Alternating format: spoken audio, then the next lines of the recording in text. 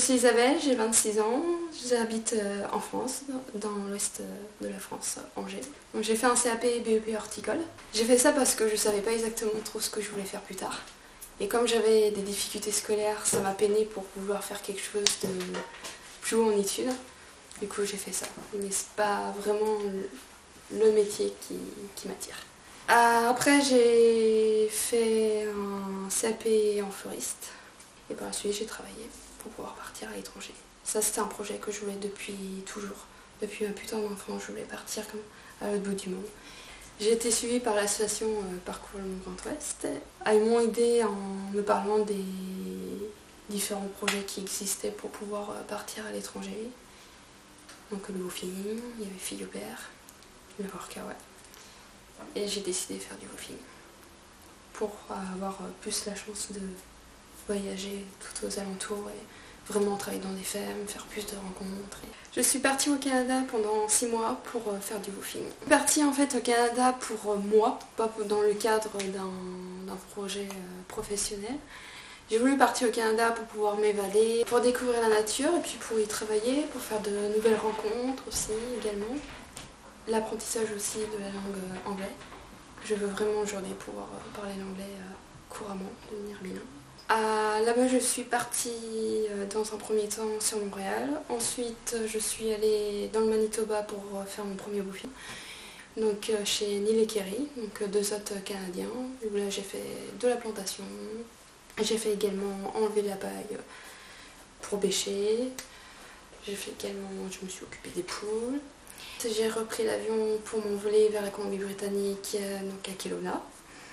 Là, j'étais accueillie par 2 hôtes canadiens, Lowena et Jim, qui sont des hôtes super. Donc là, j'ai fait de la cueillette de cerises, de pêche, de framboises, de mûres également.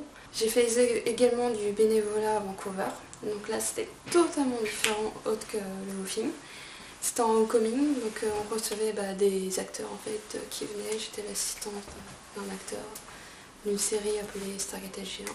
Et j'ai refait un woofing qui était totalement différent à Rum Lodge, chez Alan et Madeleine, des hôtes super géniaux. Et du coup là ça consistait en fait à recevoir les clients, à faire la cuisine, à préparer la chambre. Et par la suite avec un ami on a décidé de faire un road trip dans l'ouest américain. Donc on a pris la voiture.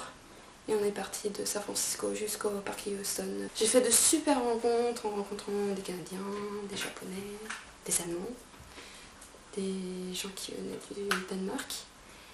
Et notamment tous les moments partagés avec les autres, les woofers, les woofeuses. Ça n'a pas été quelque chose de facile d'arriver en partie anglophone pour la première fois.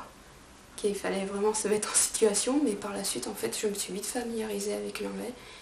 Et quand je suis revenue en France, c'est vrai que j'ai eu beaucoup de mal pour m'adapter à réapprendre à entendre les gens parler français.